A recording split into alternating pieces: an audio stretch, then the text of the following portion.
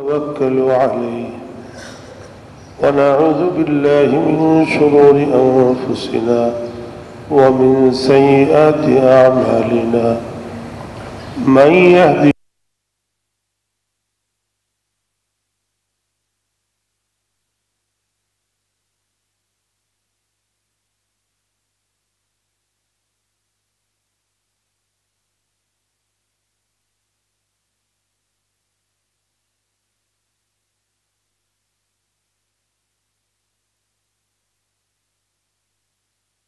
وعلى آله وأصحابه وبارك وسلم.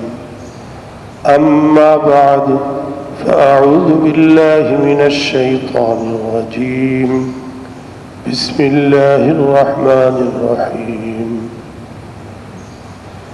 قد أفلح المؤمنون الذين هم في صلاتهم خاشعون والذين هم عن اللغو معرضون.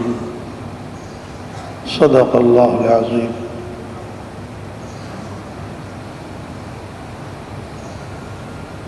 আল্লাহ তাবারক ওয়া তাআলার পক্ষ থেকে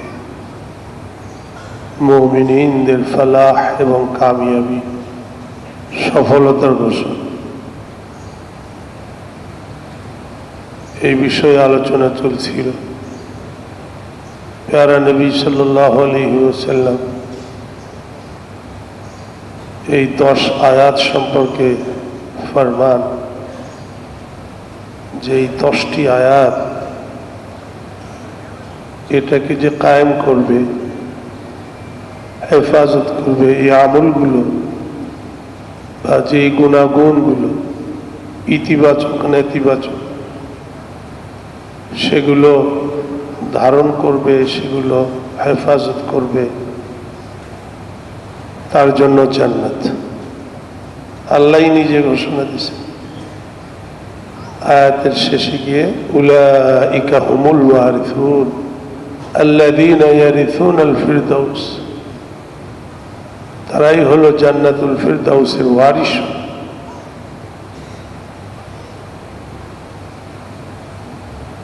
আফলাহা আল মুমিনুন, শুধুমাত্র ঈমানদারদের জন্য স্পেশাল এই ফরমানগুলো, এই বিষয়গুলো এটা সামনে আসবে। তারা যারা বিশ্বাসী, পুরুষ মহিলা বিশ্বাসীদের জন্য। এবং আফলাহা আরবি গ্রামার হিসাবে অতীতকাল, সিগায়ে মাজি, অর্থাৎ নিশ্চিতভাবে তারা কামিয়াবি অর্জন করেছে। ভবিষ্যৎ, যেই ভবিষ্যৎ নিশ্চিত, সেই ভবিষ্যৎকে আরবিতে মাজি অর্থাৎ যেন অর্জন করেছে, এই অতীতকাল দিয়েই স্মরণ করা হয়। তো আল্লাহ তাবারক ওয়া তাআলা এই ফালাহ, এই পরবর্তী জিনিসগুলো যাদের ভেতরে থাকবে অথবা তারা বর্জন করবে, যেগুলো বর্জনীয়, তো তারা যেন স্থায়ী সফলতা অধিকার করেছে, এতটা নিশ্চিত। স্থায়ী সফলতা, ফালাহ শব্দ বলা হয় এমন সফলতাকে যেটা স্থায়ী, ক্ষণস্থায়ী সফলতা। এখানে 1 নম্বরের সফলতা হলো পরকালের জন্য, পরকালের সফলতা। যেহেতু ঈমান সংশ্লিষ্ট যা কিছু আছে সেগুলো আসল যেটা, সেই নিয়ামত তারা পাবে, প্রতিদান যেগুলো পাবে সেটা পরকালের জন্য। তো এখানে 1 নম্বরে হলো এবং সর্বোচ্চ এবং পরিপূর্ণ যেটা এর দ্বারা বোঝা যায় সেটা হলো পরকালের পরিপূর্ণ সফলতা যেন তারা পেয়ে গেছে। এর অর্থ এই না যে দুনিয়ার সফলতা পাবে না, তবে দুনিয়ার প্রথমে আমাদের বুঝতে হবে যে সফলতা কি জিনিস। যে চাকরি খুঁজে তার জন্য সফলতা একরকম, যে স্টুডেন্ট শিক্ষার্থী তার সফলতা একরকম,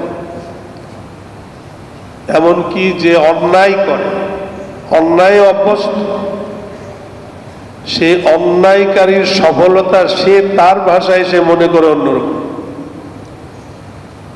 পকেটে মারও চিন্তা করে যে আমার সফলতা আছে, ঘুষখোর যে সেও মনে করে, জুলুমবাজ যে সেও মনে করে, নিজের পক্ষ থেকে একটা সফলতার ছক তার সামনে থাকে যে এই জিনিস যদি হয়ে যায় তাহলে আমি সফল।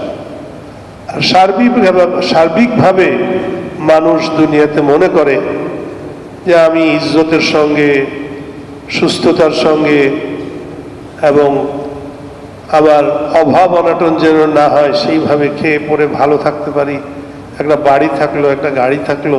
সাধারণত আমাদের একটা ছক এই ধরনের মনের ভিতরে থাকে যে এটার নাম হলো সফল। এর কিছু জিনিস তো এমন যেগুলোর জন্য সবাই বলে যায় হ্যাঁ না ঠিক আছে একমত, যেমন সুস্থতা। সুস্থতা এটা গরিবেরও দরকার, ধনীরও দরকার। এমনকি ধনী ব্যক্তি যদি অসুস্থ হয় তাহলে সেই টাকা পয়সার তার কোনো অর্থই হয় না, মানে সে কষ্টেই আছে।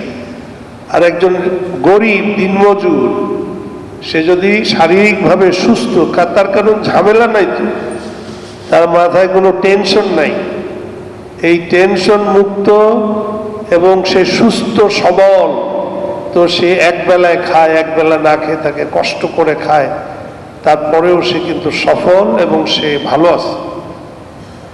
আর যে এসির ভিতরে ঘুমোচ্ছে কিন্তু নাকে রাইস টিউব দেওয়া, টাকা পয়সার পাহাড় রেখে দিছে কিন্তু নাকে রাইস টিউব দেওয়া, বিভিন্ন জায়গায় যন্ত্রপাতি লাগানো, এটা কিন্তু সুখকর নয়, ভালো অবস্থা। অতএব সফলতা এটার আসল যেটা, যে একেবারে কষ্ট হবেই না, সেটা দুনিয়াতে সম্ভব। কিছু না কিছু কষ্ট অবশ্যই হবে, মুসিবত হোক, অপ্রীতিকর হোক, যে কোনো ধরনের, আমি যা না চাই সেরকম ঘটনা ঘটাটা এটা আমার জন্য কষ্টদায়ক। সেটা যদি সব দিক দিয়ে ভালো থাকে কিন্তু আপনার কাজের লোক নিয়ে আপনি এত পেরেশানিতে পড়বেন যে তখন দেখা যাবে যে বলি একটা বোঝে না, বোঝে একটা করে আর একটা, এটাও কষ্ট। অতএব দুনিয়াতে যদি এই আশা করেন যে আমার মতো সবকিছুই হবে এবং কোনো কষ্ট পাবো না, এটা অসম্ভব। হ্যাঁ, একদিক দিয়ে সম্ভব আছে। এক আল্লাহর ওলি, এক হুজুর, তাকে একজনে জিজ্ঞেস করছেন যে হুজুর কেমন আছে? হুজুর আরে তার কথা কি জিজ্ঞেস করো, যার ইচ্ছা মতো এই দুনিয়া চলে। কেমন কথা না এটা? বাহ্যিকভাবে এটা মনে হয় যে এটা কেমন কথা হলো, তো সে কি ধরনের কথা? হুজুর কথাটা কিন্তু এর গভীরে যেতে পারলাম না, বুঝতে পারলাম মর্ম কি। শোনো, এই দুনিয়া কার ইচ্ছায় চলে, কার হুকুমে চলে? আল্লাহ। হ্যাঁ, আল্লাহর হুকুমে চলে। তো আমি আমার ইচ্ছাকে আল্লাহর ইচ্ছার উপরে ন্যস্ত করে দিয়েছি যে আল্লাহ তোমার হুকুম ছাড়া, তোমার ইচ্ছা ছাড়া একটা গাছের পাতাও নড়ে না। আমি সুস্থ হলেও তোমার ইচ্ছা, আমি অসুস্থ হলেও তোমার ইচ্ছা, খেয়ে থাকলেও তোমার ইচ্ছা। তো আমার ইচ্ছাকে তোমার ইচ্ছার উপরে ন্যস্ত করলাম, ঘুমায় গেলাম, বাস। যা কিছু হচ্ছে আমার মত মতোই তো হচ্ছে, আমি যেভাবে চেয়েছি সেভাবে, এর মধ্যে তো কিছু নেই। কেন? যে আমার ইচ্ছা যেটা, সেটা আল্লাহর ইচ্ছার উপরে ন্যস্ত করে দিয়েছি। অতএব সবই আমার কাছে মনে হয় ভালো, পজিটিভলি মনে হয়, ইতিবাচক মনে হয়। এই ইতিবাচক মনে করাটা মানুষের জন্য একটা বিরাট বড় সফলতা এবং এটা একটা বিরাট বড় অর্জন।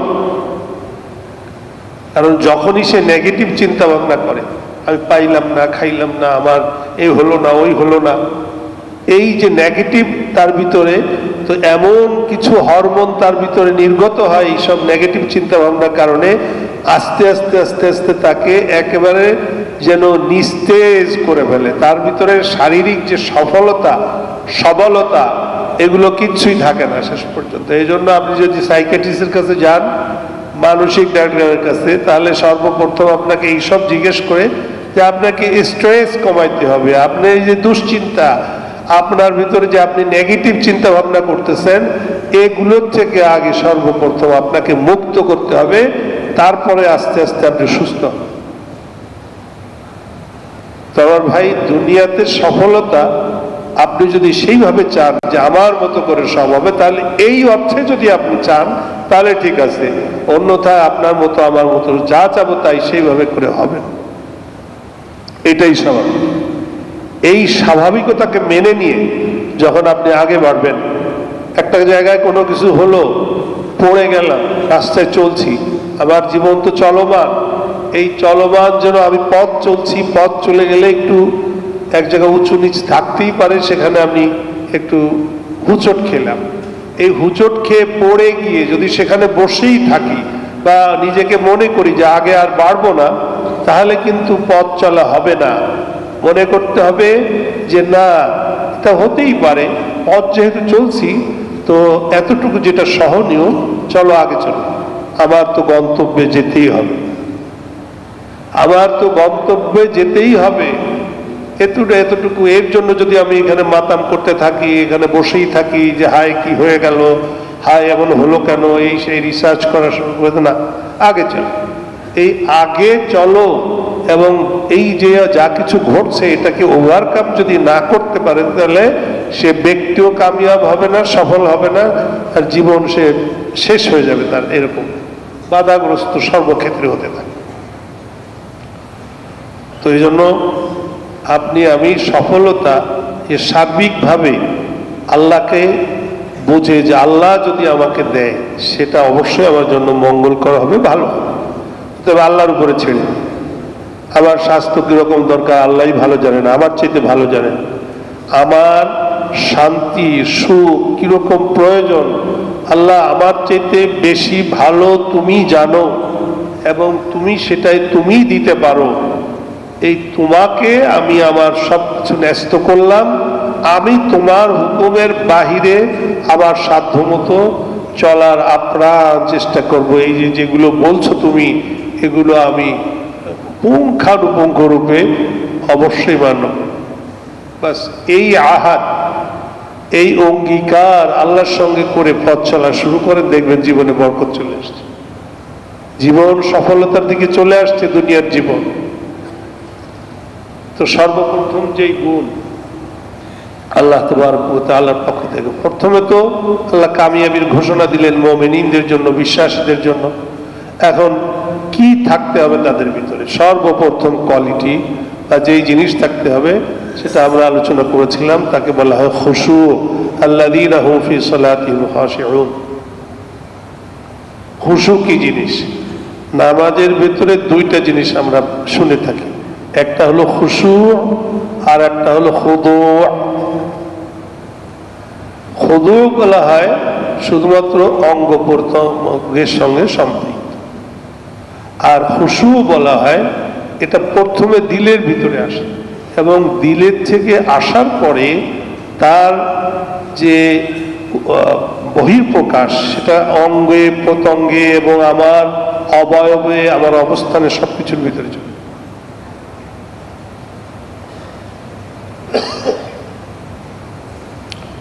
এই খুশু অর্জন করা, যেমন নামাজের ভেতরে আল্লাহ নবী সাল্লাল্লাহু আলাইহি ওয়াসাল্লাম এক সাহাবীকে দেখেছেন, এই দাড়ি নিয়ে খেলতেছে, দাড়ি চুলকাচ্ছে, বোঝা যায় না আসলে চুলকাচ্ছে না, কিন্তু দাড়ি নিয়ে এমনি এমনি এরকম করতেছে, অভ্যাস থাকে অনেকের। তো আল্লাহ নবী বলছে যে ওর অন্তরে যদি খুশু থাকতো তো এই অঙ্গ প্রত্যঙ্গ তার ভিতরে সামিল থাকতো।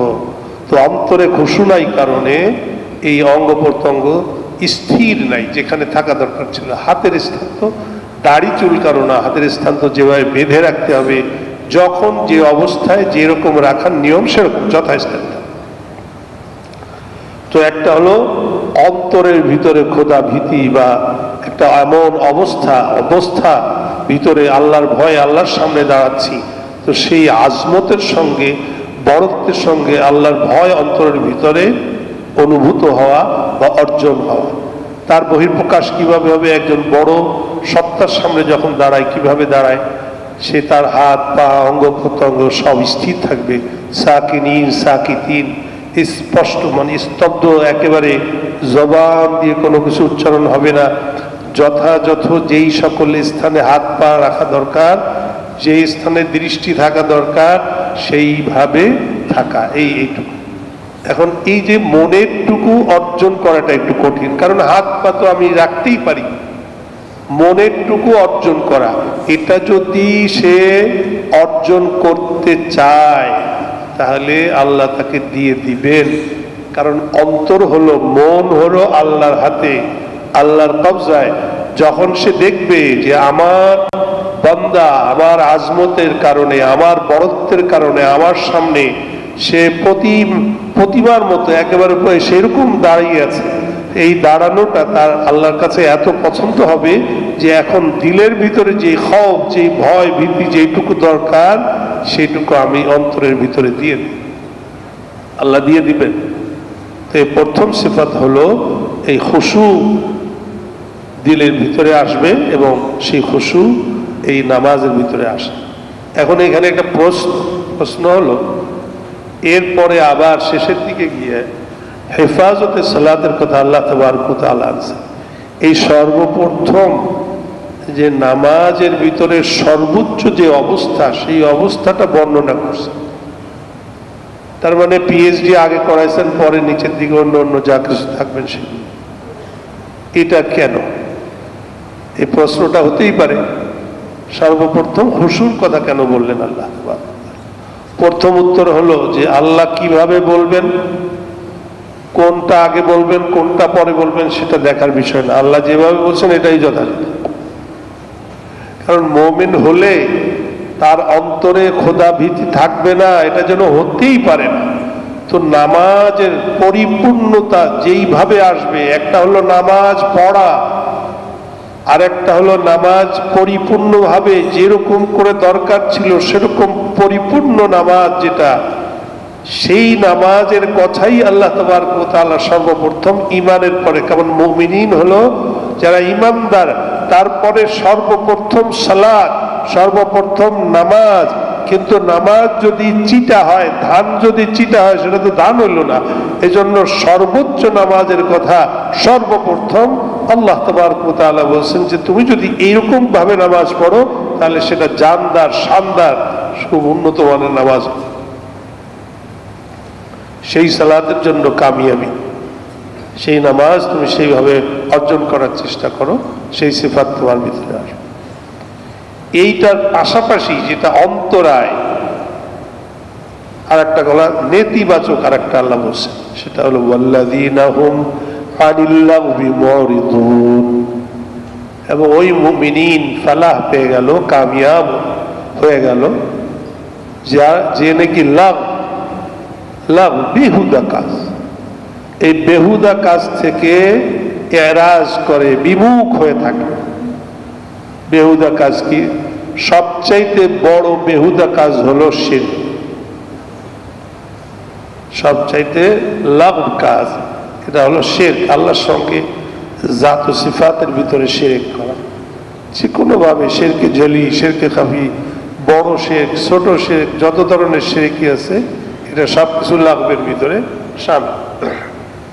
দ্বিতীয় লাভ এমন ধরনের অনর্থক কাজকে বলা হয় যার কোনো উপকার নেই, ফায়দা নেই, সেটা লাভ।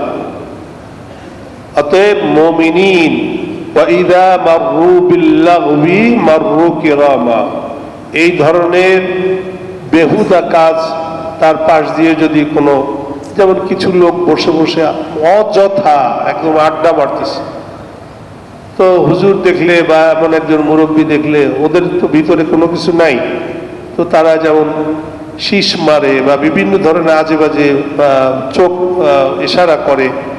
এই যে লাভ, এই যে অযথা বসে বসে এখানে অযথা কাজ করতেছে, তো সেখান থেকে যখন অতিবাহিত করবে সে খুবই সঞ্জিদগি এবং খুবই ভদ্রতা সুলভ ভাবে এবং ভার গম্ভীর ভাবে সে ওখান থেকে চলে যাচ্ছে, এদিকে কোনো ভ্রুক্ষেপ নেই।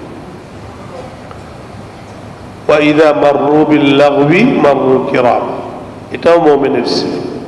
অতএব এমন ধরনের যে সকল কাজ এগুলোর থেকে বিরত থাকা, এগুলোর ধারের কাছেও না যাওয়া।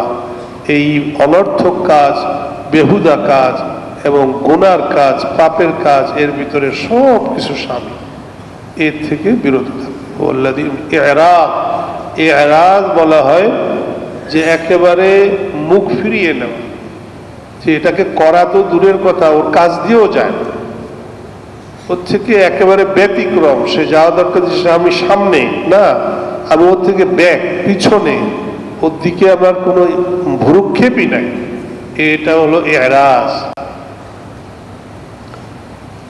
তো আল্লাহ তাবারক ওয়া তাআলার পক্ষ থেকে ঘোষণা, মুমিনিন যে কামিয়াব হবে, এই দ্বিতীয় বর্ণনা কি? এই লাভ, অর্থাৎ তার থেকে বিরত থাকা। আমরা জুমার দিনের ফজিলত যখন বলি, এই ফজিলতের ভিতরে আল্লাহ নবী সাল্লাল্লাহু আলাইহি ওয়াসাল্লামের পক্ষ থেকে যে বিরাট বড় একটা সুসংবাদ, সেই সুসংবাদের ভিতরে কিছু জিনিস, 5টা জিনিস হলো করণীয়, আর একটা জিনিস হলো এর নেতিবাচক বর্জনীয়, সেটাকে বলা হয় লাভ। অর্থাৎ মসজিদে যখন সে প্রবেশ করলো তখন থেকে নিয়ে নামাজ শেষ হওয়া পর্যন্ত কোনো বেহুদা কাজ করবে। এখানে তো আর শিরক হবে না, এখানে এই বেহুদা কাজ, যেমন এমনি খাবাখা চুলকাইতেছে, আল্লাহর সামনে আসলো, আল্লাহর ঘরে আসলো, এখন এই ইজ্জতের সঙ্গে, আজমতের সঙ্গে খুব ভার গম্ভীরভাবে সে অবস্থান করবে, তার কাজ করবে। সে চুপচাপ থাকলেও সে এমনভাবে থাকবে যে হাত দিয়ে খামাখা কোনো কিছু করতেছে, ঘড়িতে চাবি দিচ্ছে, অথবা চশমা পরিষ্কার করতেছে, খামাখা হাত নিয়ে, হাতের কাপড় নিয়ে খেলা করতেছে, এগুলো সব বেহুদা কাজ। তো এই বেহুদা কাজ যদি করে তাহলে জুমার সওয়াব থেকে সে বঞ্চিত হয়।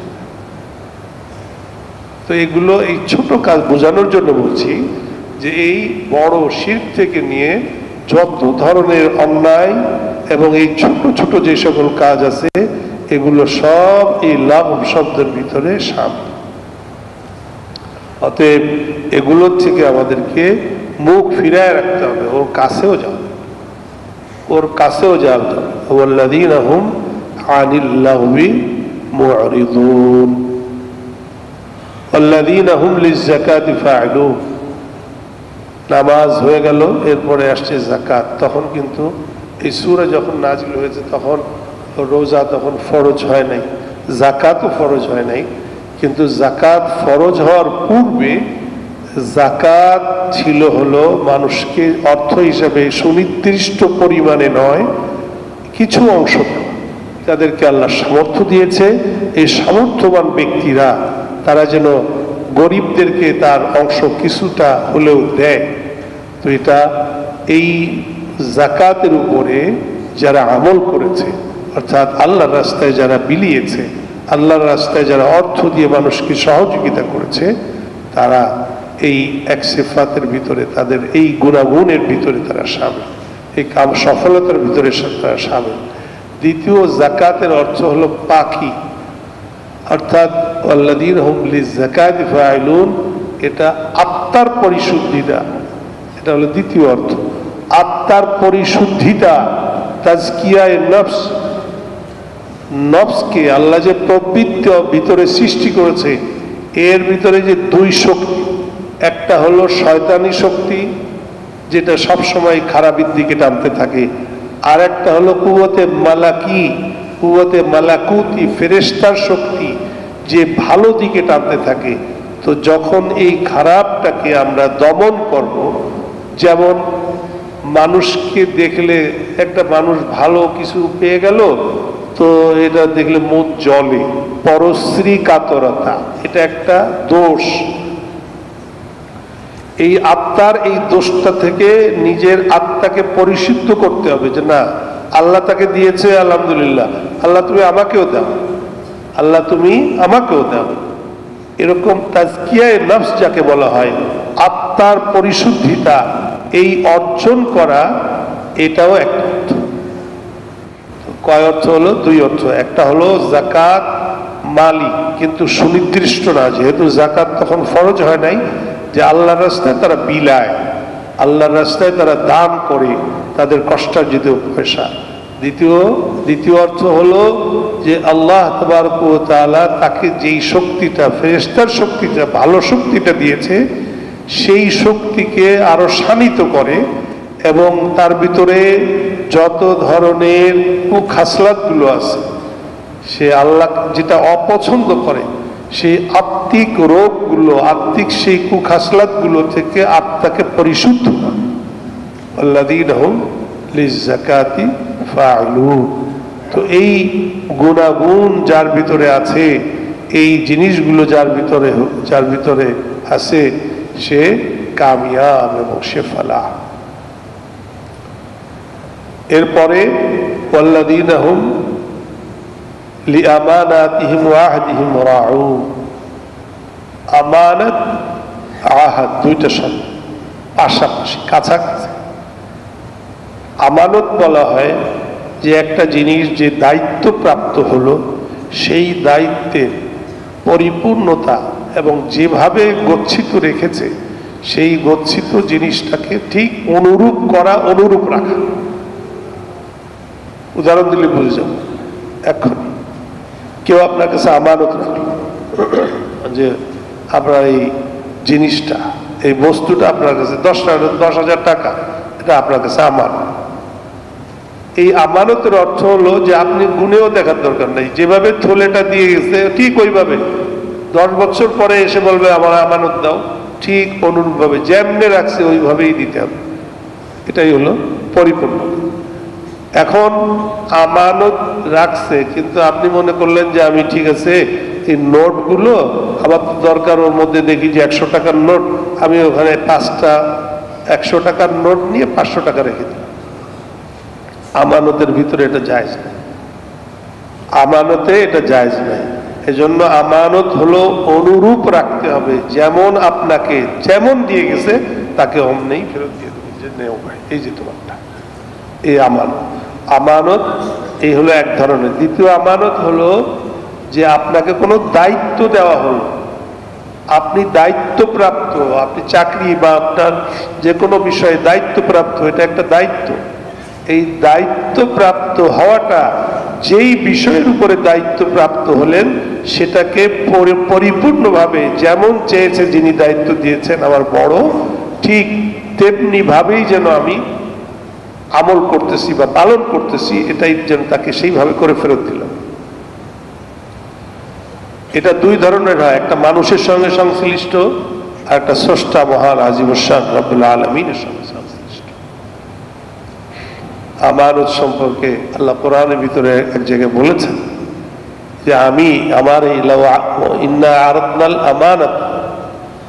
আরাদনাল আমানাতা আলাস সামাওয়াতি ওয়াল আরদ ফাআবাইনা আন ইয়াহমিলনাহা ওয়া আশফাকনা মিনহা ওয়া হামালাহাল ইনসান।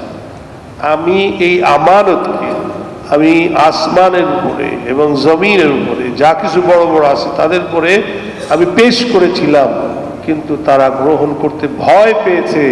এত বড় আমানত রক্ষা করা এবং সেটাকে গ্রহণ করার অর্থ হলো রক্ষা করতে হবে, এটা আমাদের পক্ষে সম্ভব না।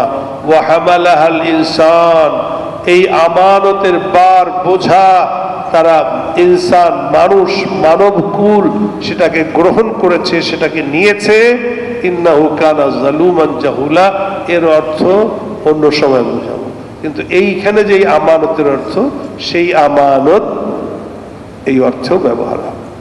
আর যে আমানত মানুষের লেনদেনের আমানত যেটা আসে, সেটাও ব্যবহার করতে হবে, বা সেটাও এর দ্বারা উদ্দেশ্য। আর এর পাশাপাশি যেটা আহাদ, আহাদ বলা হয় অঙ্গীকারকে। আহাদ মানে অঙ্গীকার, অঙ্গীকার রক্ষাকারী।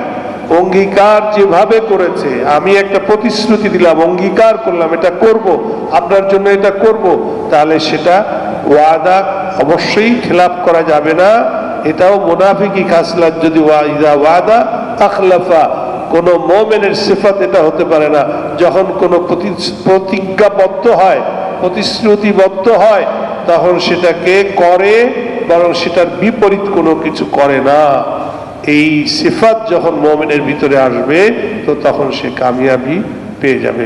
আল্লাহ তাবারক ওয়া তাআলা এই আয়াতের যে সকল গুণাগুণগুলো সামনে আসবে, এই সব কিছু আমাদেরকে বুঝবার এবং সেগুলোর উপরে আমল করবার তৌফিক দান করেন। আমিন। যারা আমরা ক্বাবলাল জুমা পড়ি নাই, ক্বাবলাল জুমা